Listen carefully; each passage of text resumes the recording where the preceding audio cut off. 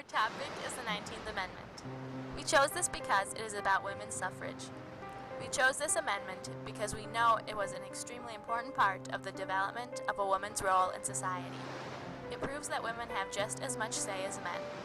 Before this amendment, men took seniority over women. No matter what the issue, men could do it better. Decision-making or action-taking. If a man wasn't in charge, there was no hope. But a few strong-willed women changed all that. In our documentary, we will tell you about the introduction and ratification to the amendment and the protesters and women who proposed the idea. We will tell you about why some opposed it and also video footage from C-SPAN meetings. Finally, we will tell you about the amendment today and where it's heading in the future. What was life like for women in the early 1900s? It was more traditional than we have today in that there were specific gender roles for both sexes, and so women were traditionally the homemakers, did a lot of the work in the house. And that if you were from a poor class family, more than likely the woman had to work outside the home as well, and so that you had a pretty difficult life. Most Americans around the turn of the century were not very well off. They lived in poverty in cities. They worked for very low wages, long hours. Their children oftentimes would also have to work. And so they were long, difficult days. On farms, of course, they pitch in and do a lot of the same work that you see in farms years later. But they didn't have the rights that men had, and their lives were pretty difficult.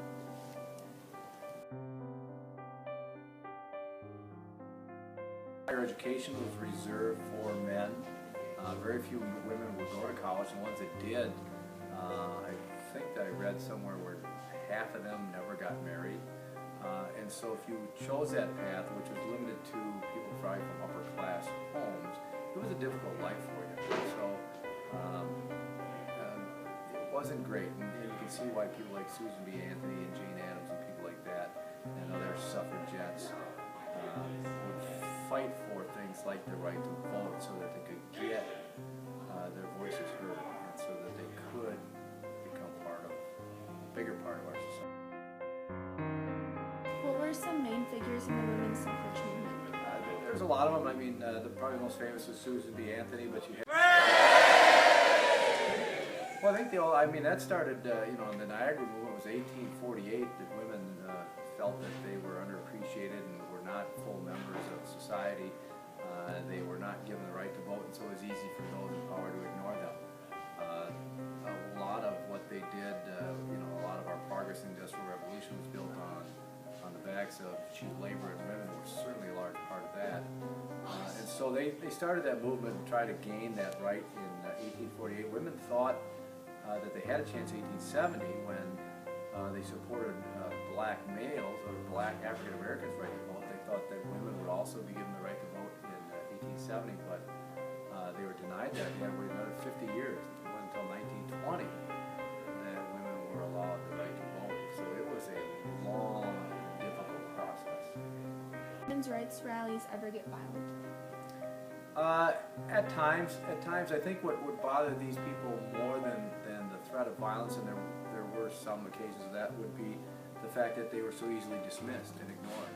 I think had they been more victims of a more violent reaction to them, it might have been easier for them to accept the fact that too many Americans just ignore them. A lot of men involved in the fight for women's suffrage? Not as many as you'd hope for. I mean, there was the traditional, it's a patriarchal society, and a lot of men had the attitudes of women's place, and it's the natural order of things, and so there was not a lot of support from men for women. Did the rallies and protests open people's minds? Well, I think they did, especially around the turn of the century, First World War, and when those women sat outside the White House for years. Laurel Allen, please come to the high school office. Laurel Allen. Trying to embarrass President Wilson to finally pass women's suffrage. I think those did have an impact. I think that the more educated of society came along faster than the less educated did. Came around to it quicker. Did all women support the women's suffrage movement? No, No, they don't, and it's an interesting fact, you know, throughout the women's movement, throughout the, you know, the feminist movement in the 1950s and 60s and 70s, is that there were people like Phyllis Schlafly and others, conservative women, who felt that this would hurt women, that women should be up on this pedestal they thought they were on, and that the movements that these people were searching for somehow diminished women and their role in society, so that they didn't universally support one another at all. And what were some risks and dangers of being a suffragist?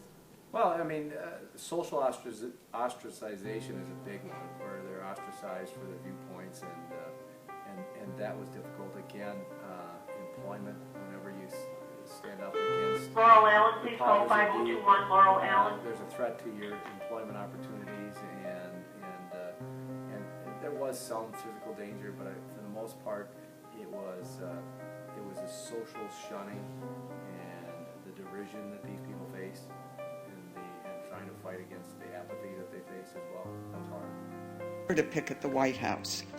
Picketing was legal under the Clayton Antitrust Act. Workers had picketed. Women workers had picketed in the long shirtwaist workers' strike of 1909-1910.